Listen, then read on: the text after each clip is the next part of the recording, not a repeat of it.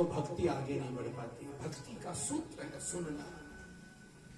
इसलिए सुखदेव जी कहते हैं खटवांगो नाम राजर्षि, खटवांग राजा, उन्होंने तो एक मुहूर्त मात्र में और मुक्ति मार्ग प्रशस्त कर लिया था। तो राजा परीक्षित, आपके पास तो 7 दिन है, आपको हमको भी परमात्मा कृपा से हर बार ये 7 दिन मिलते हैं। अब इसमें कौन कितना ले पाए, ये अपने मन की बात है, लगन की बात है। ऐसे भी हैं कि लगन हरि से लगा बैठे, जो होगा देखा जाएगा। और ऐसे भी हैं अगर मैं भी जाएगा तो देखा जाएगा। बोले कोई थोड़ी बहुत डांट डपट होगी, बात होगी, चलो देखा। मन तो बहुत करता है, लेकिन प्रसंग भी अभी बहुत बाकी है। आप लोग समय पे आना प्रारंभ करेंगे तो हम पूरे प्रयास करेंगे कल से कि कुछ और भी सुनाएं। परीक्षित जी कहते हैं मुझे क्या क्या ध्यान रखना चाहिए कथा सुनने में। आप सबकी बात है, आप हम सबके कल्याण की बात है कि कथा सुनने वाले को क्या क्या ध्यान रखना चाहिए, कल्याण चाहने वाले को क्या क्या ध्यान रखना चाहिए। तो कथा में आने वाले को जितासनो जित श्वासो जित संगो जितेंद्रिय, आसन को जीतना सबसे पहले। कल महेंद्र जी भी कह रहे थे कि क्या करें, रोगों ने इतना घेर रखा है, नहीं तो बहुत मन करता है कि एक ही आसन पे बैठ के सब कुछ सुने। लेकिन जो समर्थशाली है, जो बैठ सकते हैं उनको तो बैठना ही चाहिए, जो सुन सकते हैं उनको सुनना ही चाहिए। जितासन, सबसे पहले आसन को जीतो। यदि वक्ता भी ये सोचने लगे कि घंटे आधे घंटे में भी थोड़ी देर इधर उधर हो 10-5 मिनट, तो कैसे काम चले, है ना। तो वास्तव में वक्ता और श्रोता का सामंजस्य जब तक अच्छा ना हो तो कथा पूर्ण रूप में और कृपा कर नहीं पाती। सबसे पहले आसन जीतना, और दूसरा जित श्वासो, श्वास को जीतना, है ना। एकदम शांत सहज श्वास प्रश्वास चल रही है, एकदम ध्यान से सुन रहे हैं। सांस बहुत तेज होती है तो रात में खर्राटे आते हैं कभी, बहुत तीव्र वेग जब श्वास का होता है होने लग जाता है। इसलिए श्वास प्रश्वास एकदम सहज, प्राणायाम के द्वारा कर सकते हैं इसको। और जित संगो, असंग हो जाओ, कौन बैठा है कौन नहीं बैठा, कौन आया कौन नहीं आया, कौन मेरे संग है कौन नहीं है, कोई अर्थ नहीं। और जितेंद्रिय है, इंद्रियों को जीत लो। थोड़ी देर उसमें डूब जाओगे तो न तो आलस आएगा, न पैर दुखेंगे, न माथा दुखेगा, न भूख लगेगी, न प्यास लगेगी, न कुछ और। परीक्षित जी प्रमाण है इस बात का। इसीलिए कहा कि देखना इंद्रियों के न घोड़े भगे,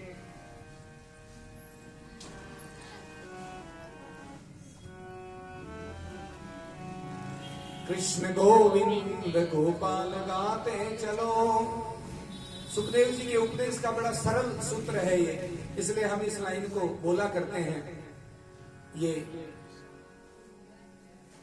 राजस्थान के रसिक हुए जो बाद में वृंदावन में रहे, बिंदु जी महाराज, वो कहते हैं कृष्ण गोविंद गोपाल गाते चलो, कृष्ण गोविंद गोपाल गाते चलो, मन को विषयों के विष से हटाते चलो, मन को विषयों से विष से हटाते चलो। देखना इंद्रियों के न घोड़े भगे, देखना इंद्रियों के न घोड़े भगे, इनको दिन रात संयम के कोड़े लगे, इनको दिन रात संयम के घोड़े लगे। अपने रथ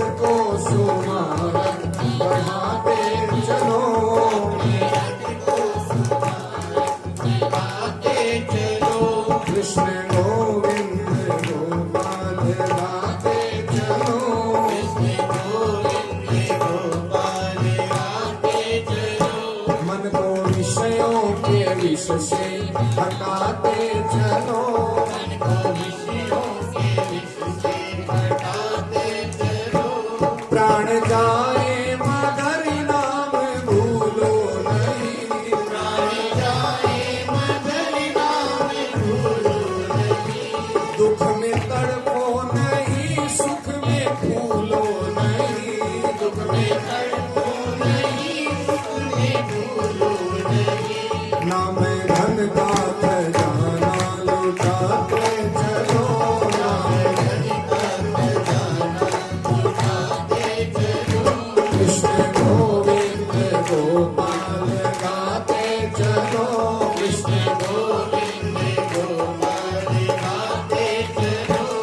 नाम जपते चलो, काम करते रहो, नाम जपते चलो, काम करते रहो। पाप की वासनाओं से बचते रहो, पाप की वासनाओं से बचते रहो।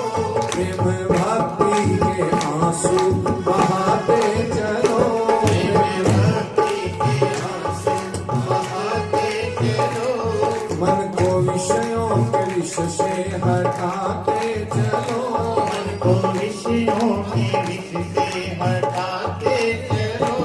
और यदि इतना कर दिया परीक्षित तो ध्यान आएगा हरि को कभी ना कभी, ध्यान आएगा हरि को कभी ना कभी।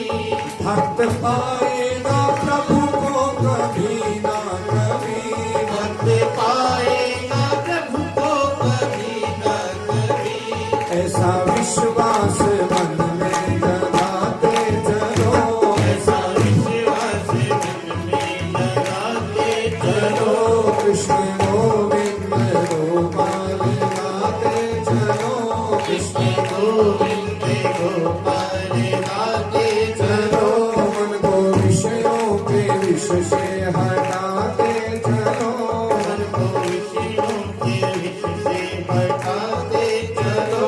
कृष्ण गोविंद गोपाल गाते चलो, कृष्ण गोविंद गोपाल गाते चलो। मन को विषयों के विष से हटाते चलो, मन को विषयों के विष से हटाते चलो। कृष्ण गोविंद गोपाल गाते चलो, कृष्ण गोविंद गोपाल गाते चलो। कहाँ गाते चलो, गाते चलो।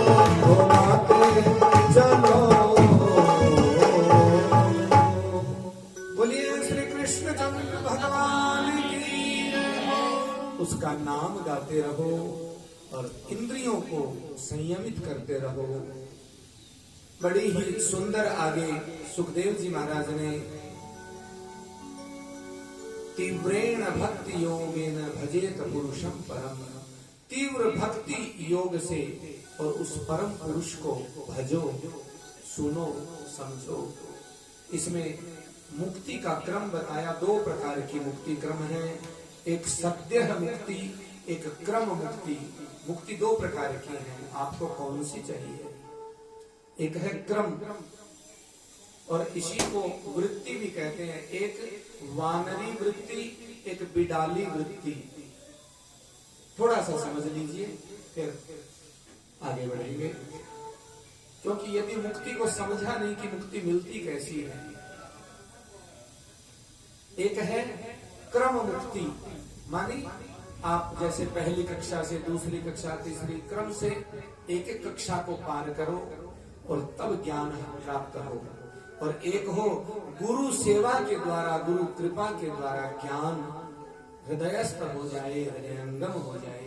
ये है तुरंत एक क्रम और एक सत्य है। सत्य माने तुरंत हाथों हाथ गुरु कृपा हुई और ज्ञान आ गया, भक्ति आ गया, मुक्ति का मार्ग मिल गया।